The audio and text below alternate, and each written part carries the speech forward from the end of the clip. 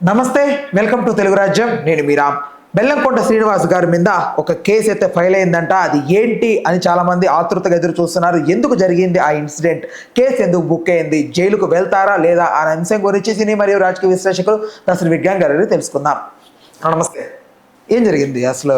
బెల్లంకొండ ఎప్పుడు పెద్దగా కాంట్రవర్సీలు ఇరుక్కోడు, but case file అయ్యేంత ఏం చేశాడు మనోడు? దీనికి ముందు లీడ్ దింపుల్ హైత్ నుంచి తీసుకుందాం. డింపుల్ హయాత్ ఏది సీసీటీవీ ఫుటేజ్లో ఒకసారి రికార్డ్ అయింది, డిఎస్పీతో గొడవ పెట్టుకుంది. అదేంటంటే యాక్చువల్గా నువ్వు గవర్నమెంట్ అఫీషియల్వి ఒక అపార్ట్మెంట్లో ఉంటున్నావు, ఆ అపార్ట్మెంట్లో ఆ పిల్ల కూడా ఉంటుంది, నీ పార్కింగ్ పక్కన ఆ పిల్ల పార్కింగ్. కరెక్ట్. నువ్వేం చేసావు అంటే యాక్చువల్గా అపార్ట్మెంట్కి ఇట్లా సెల్లార్లోకి ఇట్లా వచ్చి ఇట్లా వెళ్ళాలి వేరే కార్లు. రోడ్డు మీద దొరికే బండ కోన్లు ఉంటాయి చూడు, రోడ్ డివైడర్ కోన్లు, సిమెంట్, అవి తెచ్చి నీ కారు పార్కింగ్ చుట్టూ పెట్టుకున్నాడు కొంచెం ముందుకి. వీళ్ళ కార్లు ఏంటంటే ఇప్పుడు డౌన్కి జయ్యి అని వచ్చి అటు తిప్పుకోవాలి కదా, ఆ టైంలో నువ్వు అదే ఫ్లోలో వస్తే గర్రని గీరుకుంటాయి ఆ రాళ్ళు. అన్ప్లాన్డ్ కదా అవి, నీ సెల్లర్ వాజ్ ప్లాన్డ్, మధ్యలో వచ్చిన రాళ్ళు నీకు అన్ప్లాన్డ్. అవును. సో అట్లా గీరుకుంటాయి. సరే ఏం చేసింది, అలా చేయకుండా కోన్స్ అడ్డు పెట్టింది. వీళ్ళ కోన్లు ఏవో పెడితే ఆ పిల్ల వచ్చి తన్నింది. కోన్స్ అంటే అవే మనకు రోడ్డు మధ్యలో ఉంటాయి, అది విఎల్సీ ప్లేయర్ లాగా ప్లాస్టిక్ మనం ఇంట్లో పెట్టుకుంటాం కదా. ఏనబ్బా కోన్స్ అంటే అదే కదా, నో పార్కింగ్. ఇప్పుడు నాది కూడా నేను కొనుక్కొని పెట్టుకున్నా, అమెజాన్లో దొరుకుతాయి, టోపీ లాగా ఉంటుంది. ఎగ్జాక్ట్లీ అవి. అది పెట్టుకున్నాం అనుకో, ఒక చైన్ పెట్టి, ఇంకోటి ఇక్కడ పెట్టుకోవడం అంటే ఇంప్రాపర్గా రోజు ఎవడు పడితే వాడు పెట్టుకుంటా ఉంటాడు, మనం అది పెట్టుకుంటే ఎవడు రాడు. సో నన్నేమో పోనీవు, అక్కడేమో కోన్ పెట్టావు ఏంటిదని చెప్పి ఆ పిల్ల ఒకసారి కోన్ని తంతే దాన్ని సీసీటీవీ రికార్డులో చేసి పార్కింగ్ మీద పెద్ద గొడవ, అసలు ఏంటేంటో అని చెప్పి ఈ కానిస్టేబుల్ చేత కేసు పెట్టించారు. ఓకే. అండ్ ఆ పిల్లని ఎలా హింస పెట్టారు అంటే, అసలు ఫస్ట్ మేడం మీద కేసు అయింది రండి అంటే ఎవడు పెట్టాడో కూడా చెప్పాలి పోలీసులు, మీ మీద వీళ్ళు కేసు పెట్టారు అని. అలా చెప్పకుండా పిలిచే హక్కు ఎవరికి లేదు యాక్చువల్గా చెప్పాలంటే. నెక్స్ట్ మళ్ళీ వీళ్ళందరూ పోలీసులకు సంబంధించిన వాళ్ళందరూ అక్కడే కూర్చొని ఉంటారు కింద చిన్న అది వేసుకొని. ఈ పిల్ల పట్టించుకునేది కాదు అసలు, ఏమంటే సినిమా వాళ్ళు అంట ఎవరితోనో ఉంటుందట అని చాలా ఇది చేసుకొని ఆ పిల్ల నెంబర్ని ఫోటో తీసి ప్రతి ఆ ఏరియాలో ట్రాఫిక్ కానిస్టేబుల్ పంపడం. వాళ్ళని చూసి ఈ కార్ రాగానే చలాన్లు వేసేయడం అనమాట. ఫాస్ట్ డ్రైవ్ అంటే అదేంటిది, వేగంగా నడుస్తున్నారు, ర్యాష్ డ్రైవ్, సిగ్నల్ జంపు కాకుండా పద్ధతి ఉంటే ర్యాష్ డ్రైవింగ్. యాక్చువల్గా ఇక్కడ స్పీడ్ లిమిట్ 40, ఈ కారు 60లో వెళ్ళిపోయింది. ఇట్లా ఇంత చలన్లు పడేవి రోజుకి. కారు బయటికి వెళ్ళి లోపలికి వచ్చిందా కనీసం 4 చలన్లు పడేవి. అలా వేధించిన తర్వాత ఆ పిల్ల ఒక్కసారి గట్టిగా అయ్యి అడిగితే ఆమె మీద కేసు పెట్టారు. ఇక్కడ విషయం ఏంటంటే గవర్నమెంట్ అఫీషియల్స్ కేసు పెడితే వాళ్ళకి హయ్యర్ ప్రయారిటీ ఉంటుంది మన రాజ్యాంగాల్లో కర్మకి. సో ఇప్పుడు ఆ గవర్నమెంట్ అఫీషియల్ పెట్టిన కేసుకి హై ప్రయారిటీ. ఈ పిల్ల కూర్చుంది, లాయర్ అడ్వకేట్ కూడా బాగా తిరిగాడు. ఇక మనలాంటి వాళ్ళని తెలిసి మనం ఊరుకోం కదా, అన్ని ఛానల్స్లోనూ ఊకదంపుడు వేస్తే అప్పుడు ఎవరో పట్టించుకొని ఆ డీసీపీని ట్రాన్స్ఫర్ చేశాడు. లేడు ఇప్పుడు ఆ డీసీపీ.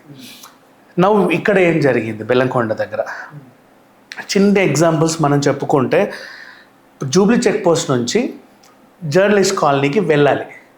యాక్చువల్గా రూల్ ప్రకారంగా సిగ్నల్ పడకపోతే 3 నిమిషాల్లో వెళ్తావు, సిగ్నల్ పడితే ఇంకొంచెం అటు ఇటు 10 నిమిషాలకి వెళ్తావు, పోనీ పావు గంట. ఇప్పుడు ఏం చేయాలి అంటే, ఇప్పుడు కదా ఒక 1.5-2 years నుంచి ఉంది. ఎప్పుడు మన మనోజ్ పెళ్ళి ఎప్పుడు జరిగిందో అప్పటి నుంచి ఉంది. నేను జూబ్లీ చెక్ నుంచి వచ్చిన జర్నలిస్ట్ కాలనీ వైపు వెళ్ళకూడదు, ఫిలిం నగర్ వెళ్ళి మంచులక్ష్మి దగ్గర టర్న్ తీసుకొని మళ్ళీ జర్నలిస్ట్ కాలనీకి వెళ్ళాలి. సరే పోయాము, బాగానే ఉంది, నా పని అయిపోయింది. ఇప్పుడు నేను మళ్ళీ జూబ్లీ చెక్ పోస్ట్కి వెళ్ళాలి. నేను నిన్ను పంపను, నువ్వు మళ్ళీ ఇటు వచ్చి బాలయ్య గారి ఇంటి దగ్గరకు వచ్చావు, నందిగిరి దాటి లోపలికి వెళ్ళి ఆ ఫ్లైఓవర్ కింద నుంచి యూటర్న్ తీసుకొని మళ్ళీ ఇదంతా వచ్చి మళ్ళీ అటు వెళ్ళాలి. ట్రాఫిక్ ఉంటే నీ కర్మ 45 minutes పడుతుంది, ట్రాఫిక్ లేకపోయినా సరే ఎంత కాదని కూడా 1/2 hour పడుతుంది. ఓకే, ఇది సంగతి. సరే ఇవంటే ఆల్రెడీ వీఆర్ ప్రిపేర్డ్ కాబట్టి ఓకే.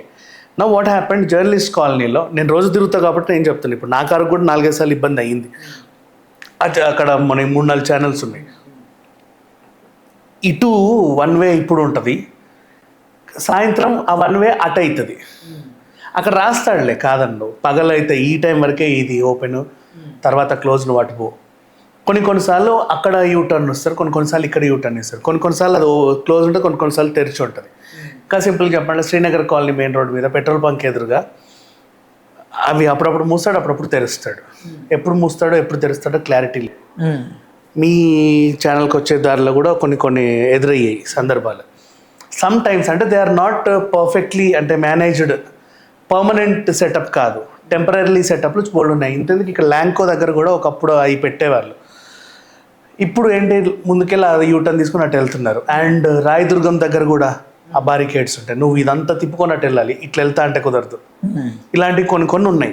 రెగ్యులర్ సెటప్స్ అందరికీ తెలుసు, అప్పటికప్పుడు పెట్టే బారికేడ్స్ జనాలకు తెలియదు. పోనీ పొరపాటున వచ్చినా రావద్దు అని ఎవరైనా చెబితే ఓకే బ్యాగ్ తీసుకొని వెళ్ళిపోతాం. నవ్వు బెల్లంకొండ శ్రీనివాస్ ఇష్యూ. ఆ పిల్లోడిది ఏం చేశాడు, షూటింగ్ అయిపోయింది, మొన్న వనభోజనాలు పెట్టుకున్నారు మనోజ్ వాళ్ళది, లంచ్ అక్కడ అయిపోయింది, ఇంకా తర్వాత ఏం లేదు, ఫ్రీ అయ్యాడు, చాలా రోజులకి ఫ్రీ అయ్యాడు. సరే సరదాగా బయటికి వెళ్దామని కార్ తీసాడు ఆఫ్టర్ లాంగ్ టైం. తీసి ఇట్లా కాన్ఫిడెంట్గా వెళ్ళాడు. నో ఇటు వెళ్ళొద్దు మీరు రాంగ్ రూట్ అనగానే ఓకే తిప్పుకొని ఇటు తిప్పుకొని రావాలి. పోనీ వేగనారో I-10లో అంటే ఈయన తిప్పుకొని వచ్చేస్తారు, అవునా? ఈయనదేమో పడవంత కారు BYD పెద్దది, ఈ నుంచి ఆడదాకా ఉంది. అది కొంచెం వెనక్కి వచ్చి ఆ మూతి ఆ తోక సెట్ అయ్యి మళ్ళీ ఇటు తిరగడానికి కనీసం ఒక 5 నిమిషాలు పడుద్దిగా అట్లీస్ట్. వెనక్కో ముందుకో గట్టిగా తిప్పలేము, బండకి గిన్నెకి రాకించుకుంటూ కొత్తది, ఇంకా నెంబర్ ప్లేట్ కూడా సరిగ్గా రాలా. జాగ్రత్తగా తీస్తున్నాడు. ఈలోపు సంఘ సంస్కర్తలు వస్తారు, హారన్ కొట్టేవాళ్ళు. ఏం చేస్తున్నావు, నేను అర్జెంటుగా వెళ్ళాలి ఇక్కడ నుంచి అని. వెంటనే ఒకడో చావుతాడు, మీ తిప్పుతావా లేదా నేను వెళ్ళాలి అర్జెంటుగా. ఉంటారు కొంతమంది. అంటే కాదు అది ఎలా ఉంటుందంటే అర్జెంట్ గా వెళ్ళి పాకిస్తాన్ ఇండియా యుద్ధం ఆపాలనే ఫీలింగ్ ఉంటుంది. ఎందుకు తిప్పుతున్నాడు ఎవడో ఇక్కడ తిప్పేది అసలు తిప్పు ఏం చేస్తావు, తిప్పడం కూడా రావట్లేదు వీడికి, చేతన అవ్వట్లేదు, అడుగుడు ఉంటుంది అది. ఇలా తిప్పి చెప్పేసరికి వీడి వెనకాల సంఘ సంస్కృతులు ఇంకో 10 మంది. అవును, 5 నిమిషాల గ్యాప్ లో మొత్తం 17. పైగా బెల్లంకొండ శ్రీనివాస్ తెలియగానే ఉండదు కొంచెం, వాళ్ళందరూ హారన్లు కొట్టుకుంటా ఏం చూస్తున్నావు ట్రాఫిక్ కానిస్టేబుల్ అంటారు, అందరు హై అఫీషియల్సే. ఈయన ఏం చేస్తారు, అయ్యో అంతమంది సార్లు తిడుతున్నారంటే ఏదైనా తర్వాత అని ఈయన మీద ఏదో అంటాడు. అయినా కూడా తను ఏమీ అల్ల, తీస్తున్నా సార్ వెళ్తున్నా అన్నాడు, అంతే వెళ్ళిపోయాడు. అది బెల్లంకొండ శ్రీనివాస్ అనే విషయం తెలిసి షూట్ అయింది.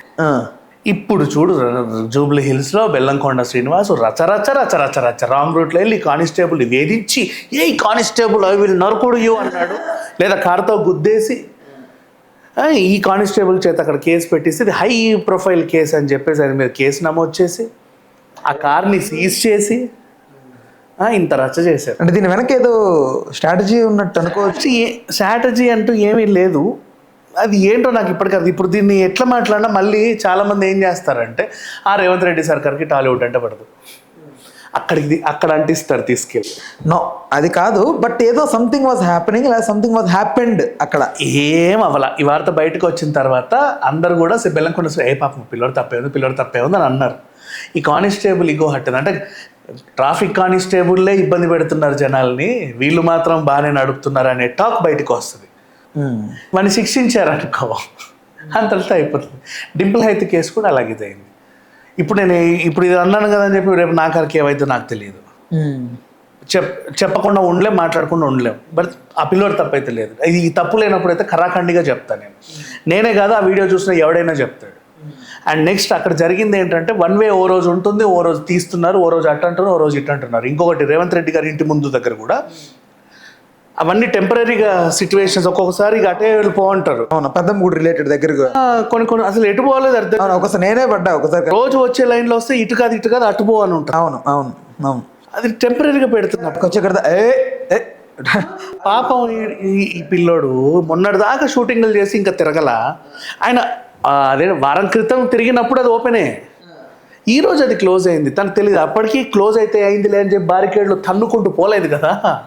అప్పుడు నువ్వు చెప్పు తప్పని, ఓకే నేను తీస్తున్నా, నువ్వు తీసే లోపు ఏమైంది, 20 కార్లు జమ అయ్యి వాళ్ళందరూ హారన్లు కొట్టి traffic constable what you are seeing అని చెప్పి ఈయన దానికి హర్ట్ అయ్యి, సార్ మీ వల్ల నన్ను 20 మంది మాటలు పడుతున్నారు, ఎట్లా కనిపిస్తున్నా మీకు అని చెప్పేసి నన్ను అరిచి ఆయన ఏమీ అనలే, సైలెంట్గా తీసాడు.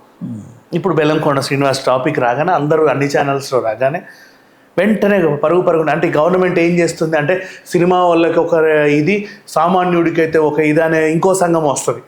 ఏమి చేయకపోతే ఏదన్నా చేస్తేనేమో రేవంత్ రెడ్డి సర్కార్కి సినిమా వాళ్ళంటే అంతే, అసలు ముందు నుంచే చూస్తున్నామని ఇంకొకటి వస్తుంది. ఇప్పుడు పోనీ బెల్లంకొండకి ఆన్లైన్లో సపోర్ట్ పెరిగితే అసలు ట్రాఫిక్ కానిస్టేబుల్ మీద మైనస్ వస్తుంది. ట్రాఫిక్ కానిస్టేబుల్ అంటే అంత చులకనైపోయింది అంటారా, అదొకటి ఉంది మళ్ళీ. అప్పుడు మళ్ళీ దాని కింద ట్యాగ్లో ఇంకో సంఘం వస్తుంది. అవునవునవును, ఇష్టం ఉన్నట్టు చలాన్ రాస్తున్నారు, ఇష్టం ఉన్నట్టు అట్లా చేసుకుంటున్నారు, మొన్న అక్కడ ఆపాడు, దీన్ని ఇక్కడ ఆపాడు, వీళ్ళు ఇష్టం ఉన్నట్టు చేస్తారు, మళ్ళీ వాళ్ళు వస్తారు. అనవసరం నాన్ సెన్స్ కదా ఇదంతా. ఇవన్నింటినీ కవర్ చేయడానికి ఏం చేస్తే తప్పే ఇక్కడ. అట్లకి ఏమీ జరగల, బేసికల్ ఏం జరగదు. ఇప్పుడు ఆ పిల్లోడు కార్ ఎందుకు సీజ్ చేసావు? మొన్నే కొనుక్కొని ఉంటాడు, అది ఇంకా నెంబర్ ప్లేట్ రాలేదంటే హార్డ్లీ. మంచి కారే BYD, అండ్ అది ఆటోమేటిక్లో మంచి వెర్షన్ కార్. BYD ఈ మధ్య ఏం చేస్తుందంటే డ్రైవర్లెస్ కార్లు కూడా రిలీజ్ చేస్తుంది, టెస్లా లాగా. అంటే నువ్వు నీ కార్ పార్క్ చేసుకుంటావా, నేను ఏదో చెప్తే నీ కార్ నీట్గా ట్రాఫిక్ దాటుకుంటూ నా దగ్గరకు వస్తుంది, నేను ఎక్కి నా తిరుగుళ్ళని తిరిగి మళ్ళీ పార్క్ చేశాక నీట్గా నీ దగ్గరకు వచ్చి పార్కింగ్లో ఉంటుంది నీ కార్. అలాంటివి టెక్నాలజీ కూడా తయారు చేస్తుంది. మన రోడ్ల మీద జరగవులే ఈ చెండాలని, ఎవడెట్టు వచ్చి కుదుతాడో తెలియదు. అంటే అమెరికా లాంటి దేశాల్లో అయితే ఇవి అవుతాయి. అట్లాంటి టెక్నాలజీలు వీళ్ళు తయారు చేస్తుంటే అంత మంచి కార్ ఆ పిల్లడు ఏదో ఇష్టపడి కొన్నాడు. ఇప్పుడే అసలు ఒక హిట్ లేదు, డబ్బులు ఉన్నాయి, మంచి ప్రొడ్యూస్. హానెస్ట్, నాకు ఎందుకో అంటే ప్రభాస్ గారి తర్వాత ది మోస్ట్ ఎగ్జైటెడ్ ఆరా ఉన్న పర్సన్ బెల్లంకొండ అనిపిస్తుంది ఒక్కొక్కసారి. వాళ్ళ తమ్ముడు కూడా సినిమాల్లోకి వచ్చాడు, పెద్ద వర్కౌట్ అవ్వలేదు కానీ బట్ ఏదో ఈ అబ్బాయికి కొంచెం ఏదో ఉంది, సోషల్ మీడియాలో విపరీతమైన ఫాలోయింగ్ ఉంది. నార్త్లో ఎందుకు వచ్చిందో తెలియదు ఆ ఫాలోయింగ్, వాళ్ళందరూ ఎందుకు వచ్చారో కూడా తెలియదు. నువ్వు తెలుసా ఇప్పుడు పుష్పలాగా ఈ ఛత్రపతి ఫంక్షన్ నువ్వు బీహార్లో పెడితే ఆ 7 లక్షల మంది మళ్ళీ వచ్చేవాళ్ళు. అది అవును, బెల్లంకొండ అక్కడ ఉంది. బెల్లంకొండకి రామ్కి విపరీతమైన ఫాలోయింగ్ ఉంది బాలీవుడ్లో, నార్త్ వైపు. సో అట్లా ఉన్న పిల్లోడిని అనవసరంగా ఇరికిచ్చి రేపు తెల్లారితే సినిమా రిలీజ్ ఉంది, ఆ రోజే అందరు కలిసి మంచిగా పండుగ చేసుకున్నారు, వనభోజనాలు అని. ఎప్పుడో విన్నాం బ్లాక్ అండ్ వైట్ రోజుల్లో అందరు కలిసి క్యారేజీలు తెచ్చుకొని తింటారు అని. ఆఫ్టర్ లాంగ్ టైం ఈ హేమ సురేఖ వాళ్ళు కూడా ఉంటే, ఒక సినిమాలో హేమ సురేఖ వాణి ఉంటే తలకాయ కూర ఏదో ఒకటి వండుకుంటూ ఉండేవాళ్ళు, సగం షార్ట్ సగం వంట. ఆ తర్వాత చచ్చిపోయాయి ఇవన్నీ. ఇప్పుడు ఆఫ్టర్ లాంగ్ టైం వీళ్ళు వనభోజనాలు పెడితే అరే భలే ఉంది లాస్ట్ కల్చర్ మళ్ళీ అంటే ఎవడి క్యారీవ్యాన్లకు క్యారేజీలు పోతున్నాయి, పైగా వాళ్ళు వండుకొని కలిసి హాయిగా తింటున్నారు, భలే ఉంది అన్ని ఆనందించిన రోజే మళ్ళీ ఇది జరిగింది. ఇట్లా ఉంది పరిస్థితి. భైరవంకి ఏంటో ప్రతిసారి చిక్కే. లాస్ట్ టైం రిలీజ్ డేట్ అనుకుంటే మనోజ్ అడ్డు తగిలాడు వేరే వివాదంలో. ఇప్పుడు రిలీజ్ డేట్ అనౌన్స్ చేసుకుంటే ఈ పిల్లోడి కార్ సీజ్. ఇంకా మిగిలింది నారా రోహిత్ ఒకడు, ఆయన ఏం చేస్తారో తెలియదు.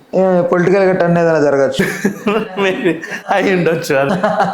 ఓకే, అంటే దీనికి ఏంటి పరిణామాలు ఎలా ఉండబోతున్నాయి అంటే ఫర్దర్ గా? ఏం ఉండవు, ఊరికే కార్ తీసుకెళ్ళి లోపలేశారు, తెలిసిన వాళ్ళు మనం మాట్లాడుకుంటే. ఇప్పుడు మనం ఫ్యామిలీ ఇంత పెద్ద సర్కిల్ ఉన్న ఫ్యామిలీకి సింపుల్ గా ఇది నాకు సింక్ అవ్వట్లేదు. ఫస్ట్ ఆఫ్ ఆల్ అదే ఏదో డ్రగ్ అండ్ డ్రైవ్ లాగా, ఏదో డ్రగ్స్ లో దొరికిన లాగా. ఇంత అల్లు అర్జున్కి ఏం తక్కువ, సంధ్య థియేటర్లో జైలుకి వెళ్ళా. బట్ అక్కడ మరణం, ఒక ఆవిడ నిండు ప్రాణం పోయింది, ఐ యాక్సెప్ట్. ఇక్కడ ట్రాఫిక్ విధ్వంసం జరిగింది, మొత్తం హల్చల్ చేశాడు. ఆ టైంలో పెద్ద ట్రాఫిక్ అంటే మర్యాద రామంలో సునీల్ కదా నిలబడుకుంటే రోడ్డు మీద మొత్తం వెనకాల బొమ్మలు ఎగురుతాయి చూడు, మొత్తం అన్ని వెహికల్స్.